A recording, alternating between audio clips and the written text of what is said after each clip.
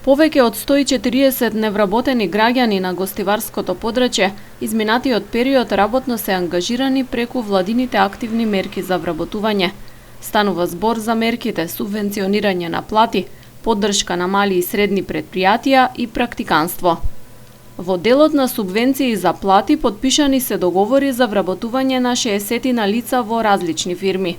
На сметките на компаниите ќе легнат средства за плати и придонеси за овие работници за период од 1 година.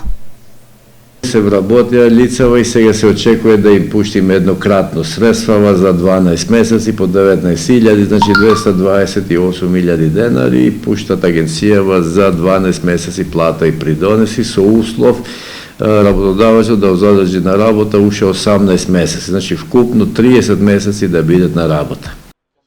Во мали и средни предпријатија преку мерката за поддршка се оствариле 17 вработувања. Висината на парите кои ги добиваат работодавачите со оваа мерка зависи од возраста на ангажираните невработени лица. Тие се млади лица, дел до 29 годишна возраст, користат средство 153.750 денари или 2.500 евра неповратни во опрема или репроматеријали. Лицава кои се на 29 годишна возраст користат 92.000 денари или 1.500 евра, исто неповратни средства со опрема или репроматеријали.